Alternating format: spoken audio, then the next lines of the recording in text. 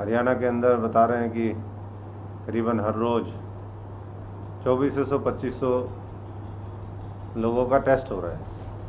और कल ही हम आंकड़े देख रहे थे कि 500 से 600 के बीच में एक ही दिन में पॉजिटिव केस आए।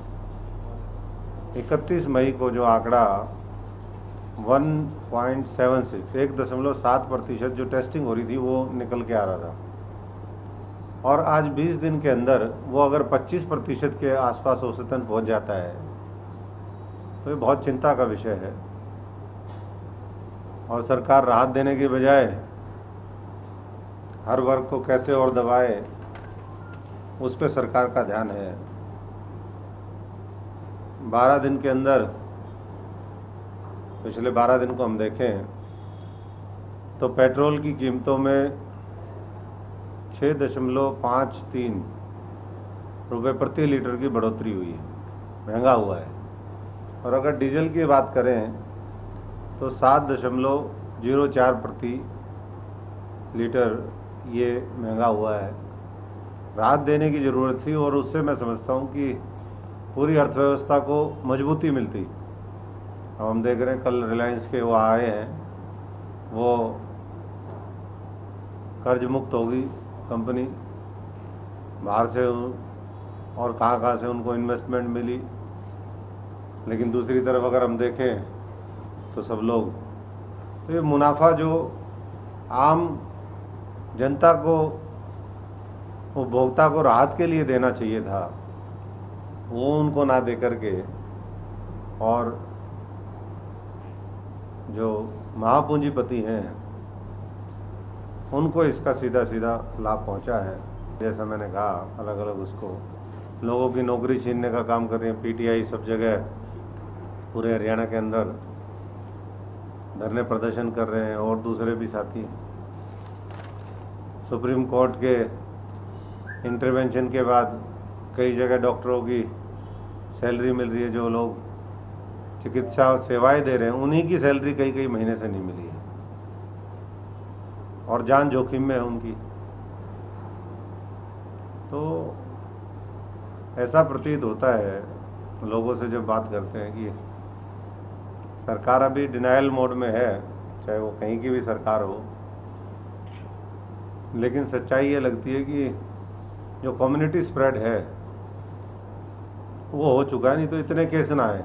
दिल्ली के अंदर तो वहाँ के स्वास्थ्य मंत्री चपेट में आ गए हैं, तो प्रार्थना यही करेंगे कि जल्दी वो स्वस्थ हों। लेकिन हालात जो है बहुत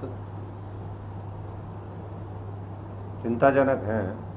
अब बंधन है या बंधन मुक्त हो चुके हैं या क्या है, ये तो समय बताएगा। लेकिन अभी तक का जो अक्टूबर नवंबर में सरकार बनी थी, और उस समय से लेके आज तक देखें तो कोई सरकार का जिस तरीके का रोल होता है, लोगों की मदद करना, राहत देना, कल्याणकारी योजनाएं लागू करना, वो तो कहीं है ही नहीं मामला। सरकार ने तो ये वो बना रखा है कैसे नोच लें जनता को, व्यापारी को, किसान को, इनकी नोचने का काम कर रहे हैं। नरबख्शी हो गई है सरकार। नई जोड़ी के नेतृत्व में चुनाव लड़ा गया विधानसभा का। बात करें भूपेंद्र सिंह हुड्डा और कुमारी शैलजा की, क्या लगता है कि कांग्रेस के सामने एक गुटबाजी की समस्या थी, क्या सोल्व कर पाएंगे इनको?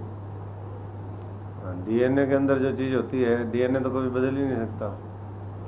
वो तो सारी चीज़ें आप देख ही रहे हो। हाँ, राज्यसभा जिनकी बनती थी, राज्यसभा छीन ली, कोई बोलने वाला नहीं है।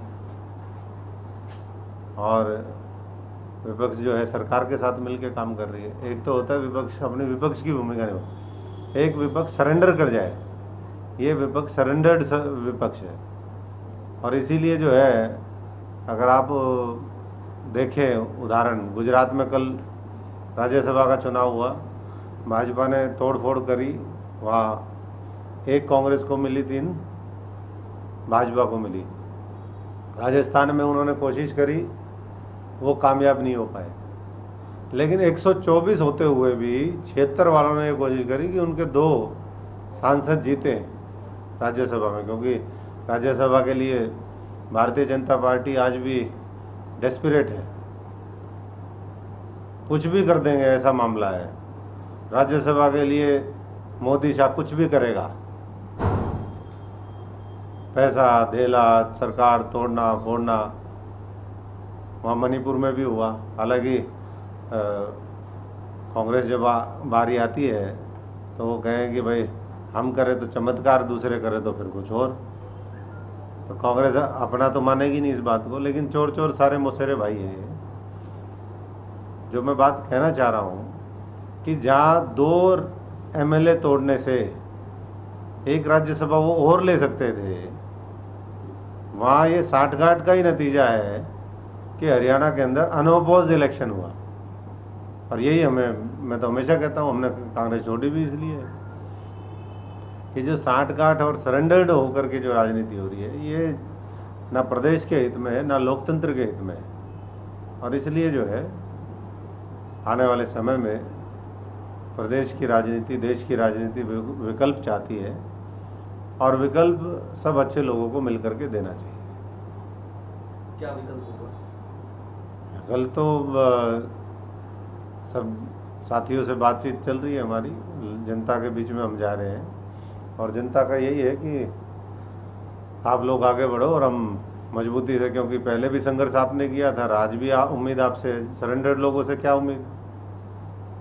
तो इसलिए लोग चाहते हैं और उसके लिए हम अपनी रूपरेखा तैयार कर रहे हैं। हम तो ये, जैसा मैंने कहा कि कोविड-19 का समय है, महामारी का समय है, इसमें राजनीति का वो नहीं, लेकिन जो सेवा भाव के साथ हम वो कर सकते हैं वो करते रहे। और जब समय आएगा तो हरियाणा में विकल्प जो है वो हम सब लोग मिल करके देंगे, और हर जगह जहाँ राजनीतिक उपस्थिति दर्ज करवाने की बात होगी, चाहे वो बड़ौदा का चुनाव हो, चाहे और कई मामला, तो मजबूत जो है उपस्थिति वो हम लोग दर्ज करवाएंगे। बड़ौदा चुनाव में आप आगे होंगे। झंडा और डंडा क्या अशोक तंवर के लिए नया होगा या पुराना कोई होगा? नहीं, पुराना ऐसा किसी झंडे में और डंडे में वो है ही नहीं मामला कि हम किसी को पकड़े। दागी झंडे, दागी डंडे, किसी पे खून लगा है, किसी पे कुछ है, किसी पे भ्रष्टाचार का आरोप है, तो मैं समझता हूँ कि विकल्प तो नया ही होगा जब भी होगा। प्रश्न उठाना तो लोकतांत्रिक जो हमारा परंपरा है, हमारा व्यवस्था है, उसका अभिन्न अंग है। और कई बार सवाल जायज़ भी होते हैं, लेकिन जब भारतीय जनता पार्टी की तरफ से अटैक होता है तो कांग्रेस, क्योंकि खुद हाशिए पे है, छिन्न भिन्न है, तो वो अच्छे डिसीजंस को भी, अच्छे सवालों को भी डिफेंड नहीं कर पाती, और आखिर में वो जो है मामला जो उलट पलट वार होता है वो कांग्रेस पे ही भारी पड़ जाता है। और यही कारण है कि लगातार कांग्रेस जो है वो नीचे की तरफ जा रही है, और अभी कोई साइन ऐसा नहीं है। हरियाणा इन्हीं चीज़ों की वजह से खो दिया, मध्य प्रदेश चला गया, राजस्थान का क्या होगा वो तो समय बताएगा। तो बड़े प्रदेश एक के बाद एक चले गए। अगर आपके मित्र राहुल गांधी आपको कांग्रेस में लाने का प्रयास करते हैं तो किन शर्तों पर वापसी हो सकती है? कोई शर्त, हमारी तो कोई शर्त होती नहीं प्यार में। हमारा तो जो है वो मामला था उस समय, अब तो कोई शर्तों वर्तों का मामला है ही नहीं, और ना कोई वापसी का मामला है।